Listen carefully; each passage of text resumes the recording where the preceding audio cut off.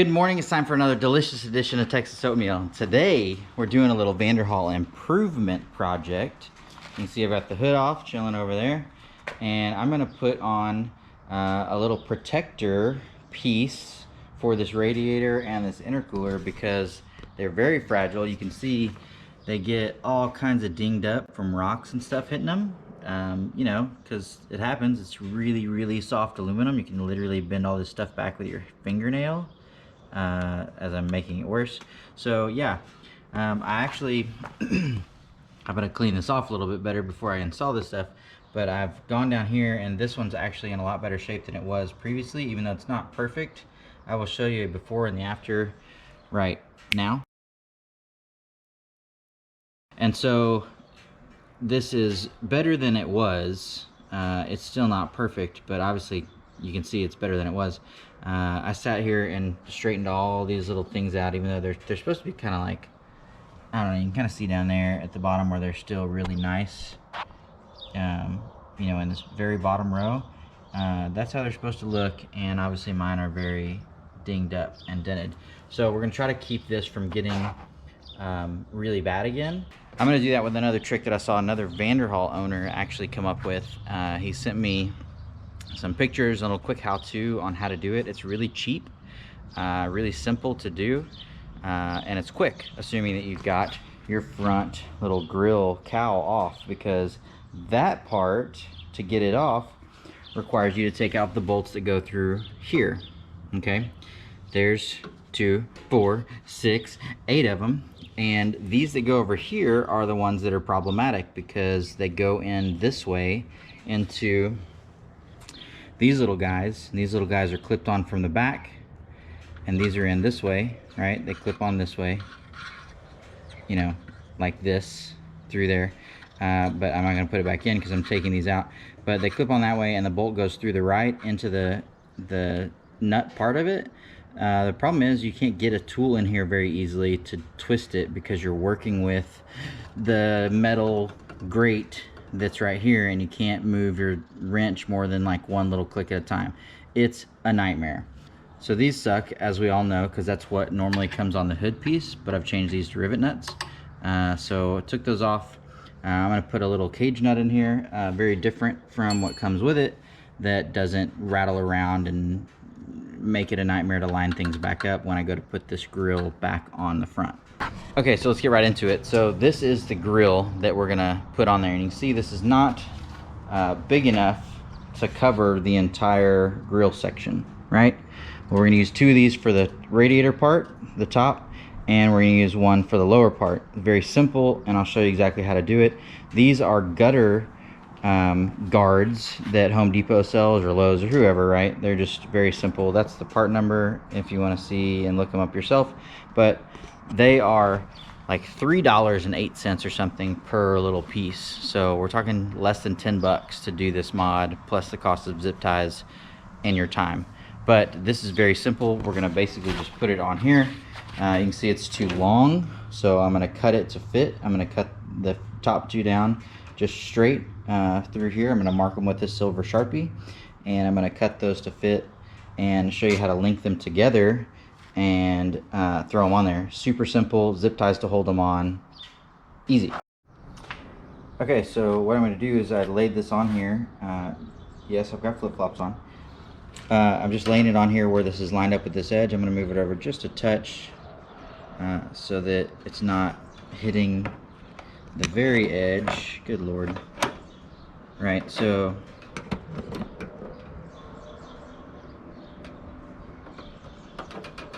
anyway, so I got it lined up there where it'll get clear of this edge of it, and it'll go straight down the side of the radiator and lay flat against it. And then I'm gonna mark this edge just along one of these rows that will clear the same area, right? So I'm marking this here with a Sharpie. I've got a silver Sharpie so I can see it a little easier.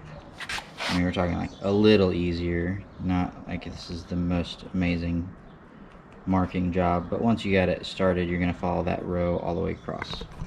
I've got my pieces here. I've got this mark right here. I'm gonna go ahead and cut this one and then lay it on top of that one to figure out the next spacing. Actually, I'm gonna test fit this one first before I cut the next one. But I've left myself room to of course, be able to cut this a little shorter if I need to, you know, better to do that. So anyways, these are just basic metal shears or whatever. They should cut through this like butter. Oh, and they do, like butter.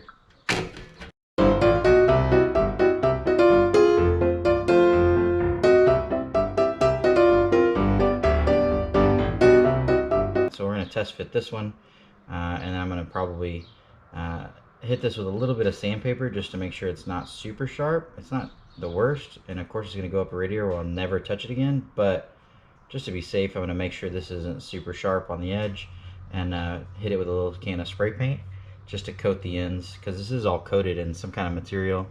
I'm gonna make sure it stays coated. Okay, so the way to interlock the top and the bottom piece, I'm going to show you with these scrap pieces. I've just set this in here, so it's just basic, the top one sitting in the bottom one. I'm going to line it up real well, and I haven't tried this yet, so you guys are going to find out with me. But in theory, you just push down on this and squeeze it all together so that it kind of locks in place.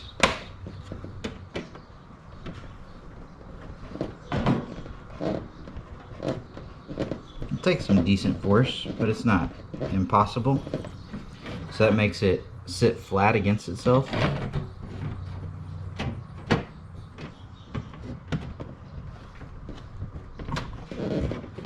So that flattens that out a little bit more, just to make it not, you know, bow out. Obviously you want them to sit flat against each other.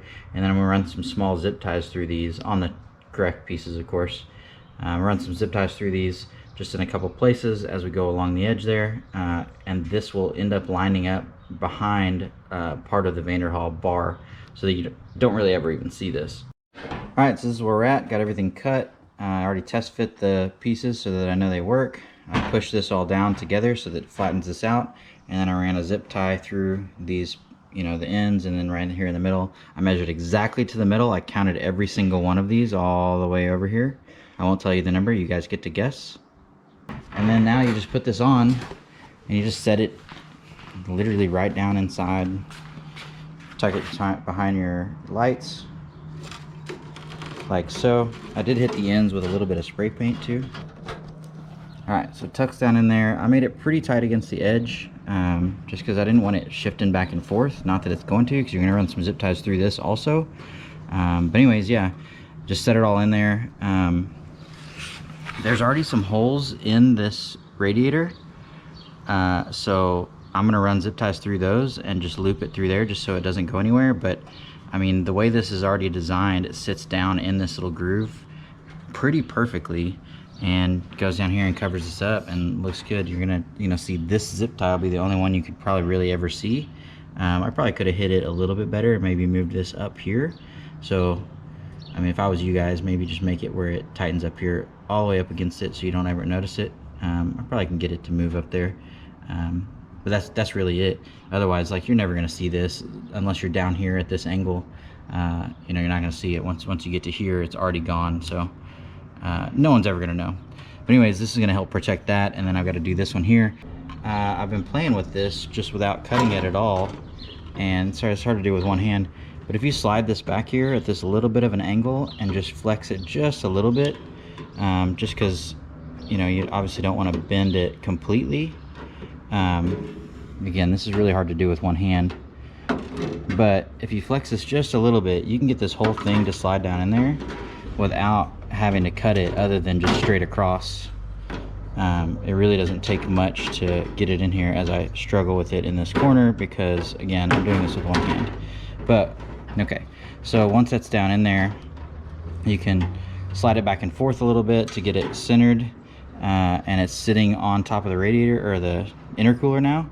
I'm gonna actually push it down so that it gets all the way down to the bottom edge, even though you're never gonna see this bottom edge. It's pretty much flush. This edge is already flush with the actual lower valence anyways, but I'm gonna go ahead and just push it down just a little bit and bend it some, just to get it to go all the way down so that you don't have any gap down there, and then zip tie through here. So, but that's all it takes. I mean, I just, again, cut it at the length, and then, you know, I probably could even cut it a little longer because I've got a little bit of gap. But again, you're never gonna see this because there's gonna be a little fin here, and you're never gonna ever see the corner of this. But yeah, I'm just gonna make it pull completely back up there and make sure that it covers all the way down here by pushing down on this a little bit to flatten this out, and call it good. All right, so with this thing running, I mean, it's got obviously plenty of vibration already.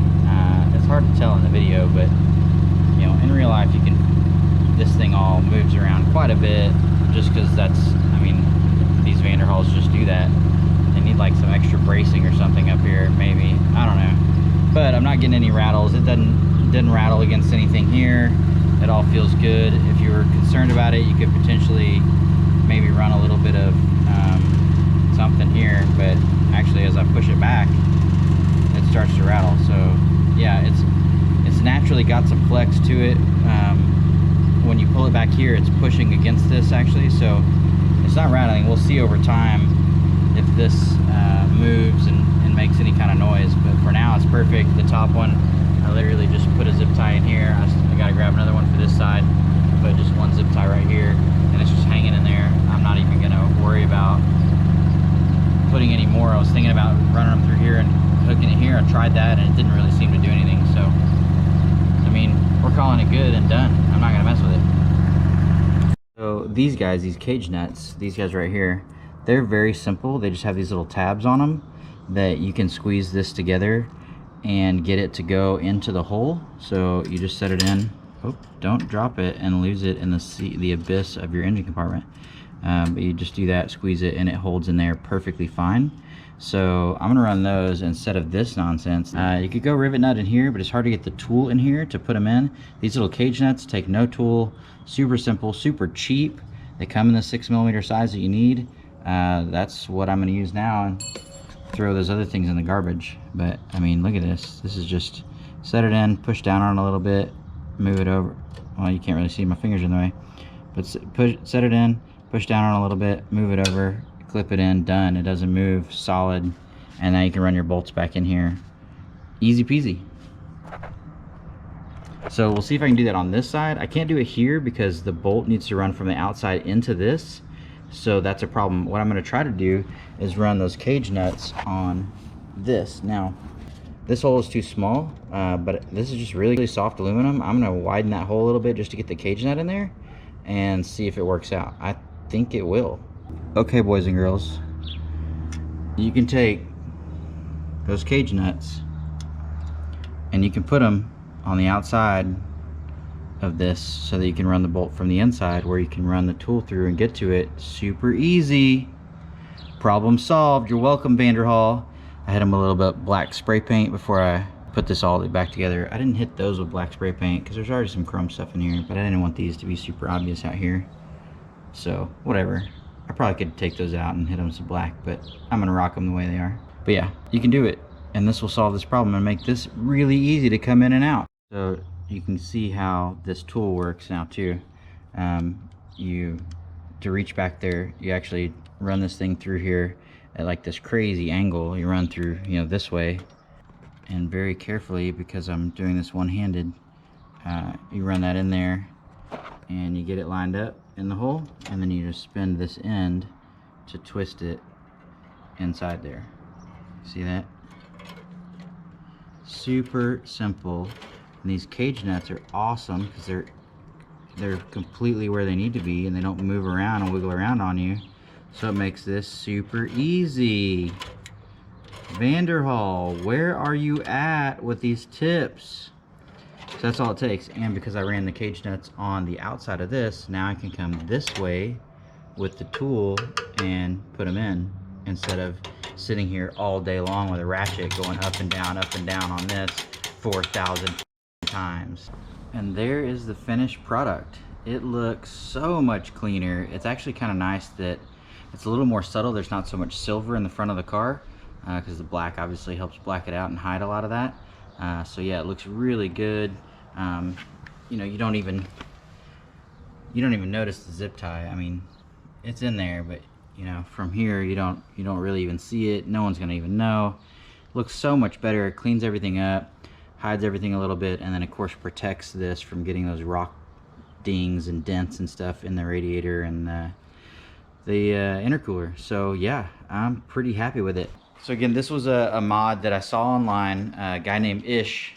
His real name's Israel, but he goes by Ish Busa on social media. So he's the one that pointed this out and came up with this little idea. I don't know if he saw it somewhere, but he's the one that showed me. And then a North Texas Vanderhall owner, Hank, that's in my videos a lot, he has it done on his. He used Ish's expertise on this to do his, and then showed me how to do it. So we keep passing it on down, which is what this is all about, right? So we all come up with new and interesting ways to do things or improve these vehicles and pass them on to the rest of the community. And so people that aren't even in our local area, you know, I mean, we help each other out just through the beauty of Facebook and social media anyways. So quick little mod that maybe took 30 minutes to do that once I had the grill off.